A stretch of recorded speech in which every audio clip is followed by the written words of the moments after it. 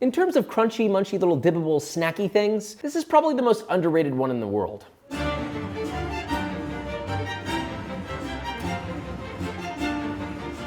Filipino Lumpia. Listen, if you like spring rolls, this is the best version of it. This is my favorite version of it. If I were to take out egg rolls, take out spring rolls, and replace them with just lumpia, that is what I love. And there's a whole culture dedicated to them. There's a reason that people love these things. And they're honestly very, very easy to make at home. Families have been making these for generations, and you should be making them too. All you need is a little bit of time and maybe a couple people to help you roll them up. But that being said, let's make this, shall we? So we're gonna start by making a homemade sweet chili sauce. Then we'll mix together our pork filling, stuff, wrap, and fry. Now we have 2 bonus versions that are absolutely incredible and shan't be missed if this one wasn't enough. Sweet chili sauce. Very important. Please do not go out and buy it. You need a very small amount of ingredients. 2 Fresno chilies. We're going to cut the top off, cut the bottom off, set those to the side, same with the other one. Now this is just how I like to seed them and prepare them to be finely chopped. I'm gonna make a small incision. We're not gonna cut all the way through, just till you get through the flesh. You're gonna expose that pith in the middle, all right? And you're gonna run your knife around, flatten that out, and just cut underneath to remove the pith. Take this, flip it over, give it a little spanking because it's been a bad boy. That'll help remove those seeds. You can also rub them out. Same exact process. Roll your knife around. For these, you're essentially just gonna julienne this. Very simple, right? Into 1/4-inch strips. Cool, like this. And then do the same thing the other way. Same width, right? 1/4-inch pieces so we get evenly sized cubes. Isn't that nice? It's like math or some shit.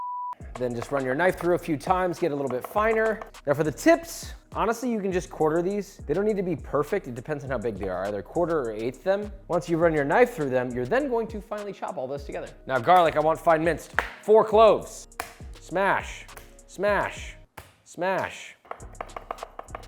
All right, small pot. In goes your chili. 3/4 cup of sugar, 3/4 cup of water, and 1/2 cup of white distilled vinegar. You can really do any vinegar, but try to keep it neutrally flavored and colorless for the most part. I'm gonna give this a little bit of a stir just so that it's incorporated and the sugar starts to dissolve a little bit. Set that over medium-high heat, bring that up to a boil, and you're gonna let that boil and reduce for about 2 minutes, or just until it starts to turn a little bit syrupy. All right, so we're there. I'm gonna turn the heat down to medium-low. I got 2 tablespoons of cornstarch in a bowl. We're making a slurry. And just take another 2 tablespoons of your mixture. You could also do 3, you could do 4 tablespoons. It really doesn't matter. You just need enough that you can make a liquidy slurry. You're gonna whisk that together until no lumps remain, damn it, no lumps.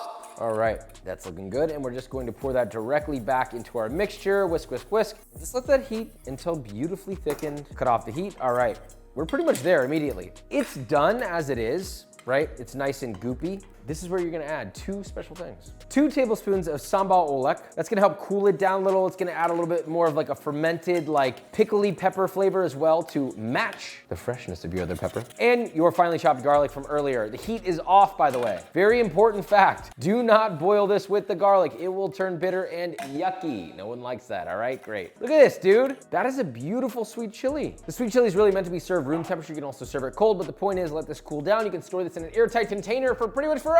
I'm just kidding. This can only hold for 2 weeks. I have to say that for the sake of safety, but technically this is pickled and preserved, so it should last longer hypothetically, but I'm not telling you to do that because you could get sick doing that. Now it's time to make our standard lumpia filling. Food processor. Josh, that's not a food processor. I know. Use a food processor, please. 1 large carrot. I want you to just break this down a little, just so it's easier for your food processor to work. You're gonna cut that into rough rounds. In your food processor, 1 rib of celery. Same concept, right? It really doesn't need to be perfect because it's all going to the same place. Same thing with 2 green onions, 1 whole regular white or yellow onion. I'm actually gonna take the bottom off. It's been peeled. I'm gonna split it in half. I'll just 1/4 it. Followed by 1 whole cup of garlic. I'm gonna let this rip. I'm just gonna pulse it a few times. Now we don't want this fully pastified. What I do want is a really, really fine chop. Scrape down the sides once just to make sure everything's evenly sized. We're almost there. This is very close. Be careful not to overblend this. You will end up with juice, and I don't want that. And neither do you. All right, it's there. looking good. It's very, very, very, very, very, very, very finely chopped, which looks like this. Isn't that nice? So now we have 2 pounds of pork. We're gonna add our veg to the pork, all right? And then we have a few other things we're gonna add, just a couple of other things. We're gonna add 2 tablespoons of a nice soy sauce. You can use Silver Swan, you can use whatever you're vibing with. 2 teaspoons of kosher salt, 1 teaspoon of MSG, 1 teaspoon of black pepper, fresh cracked, and a whole egg. Get in there, brother, don't be scared. And you're gonna mix all that beautiful flavor together. Now, what I will say about this ground pork, just so you know, you can get any 2 pounds of ground pork you want. Sure, it'll work. But what I would highly recommend is that you look for ground pork that is a higher fat percentage than the others. I keep seeing this lean ground pork everywhere. It's like 90% lean. No, you want pork that's a little fatty. I want a little greasiness in this. When I bite into this, I want it to give me the juicy, juicy squirt in my mouth. And the only way that's gonna happen is if that pork is nice and fatty. Okay, so beware of the ground pork you buy. Now, once this is mostly incorporated, I'm gonna kind of knead this almost like a bread dough until it's perfectly evenly incorporated. The fat is a little emulsified, and it's one perfect mass. At first it looks watery, but the more you knead it, the more you'll notice that the sides of the bowl gets cleaner because that emulsification is starting to happen in the meat. And that, it's almost like sucking my glove off, it's so emulsified. Look at this, that's horrifying. That's nice. We've finished our filling. All we need to do is wrap this bad boy up, throw it in the fryer. We're gonna need to put this on the lumpia wrappers, and you could spoon it on there, you could kind of like mound it on with your hands, or you can do this. If you have a piping bag, this is not a necessity, this is just a trick to make it a little easier. Put the piping bag into a large cup or quart container, flatten it out, and take your filling, scoop that in there, super duper easy. Take that out, give it one of these. See, now it's filled to the bottom. Whatever width the tip is the width of what it's gonna pipe out, right? So you want something that's sort of about 1 inch wide, roughly. Okay, so we have our lumpia wrapper, right?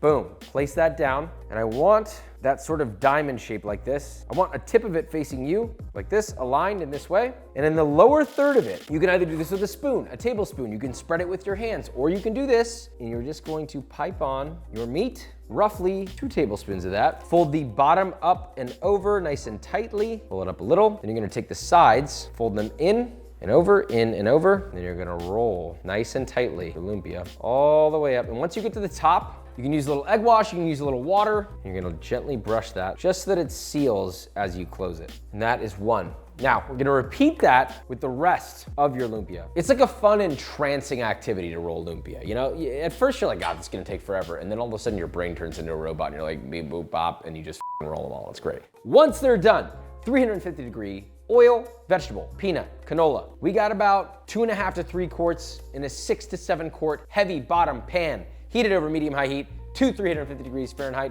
I'm gonna fry these in batches. I don't want you to overwhelm this pot. Drop in your lumpia. Now once the bubbling has mostly subsided and they're starting to float at the top, and they've got a nice little golden color, look at these. Pull them out and drain on a wire rack. And these are gonna need to cool a little bit, okay? These are hot as f.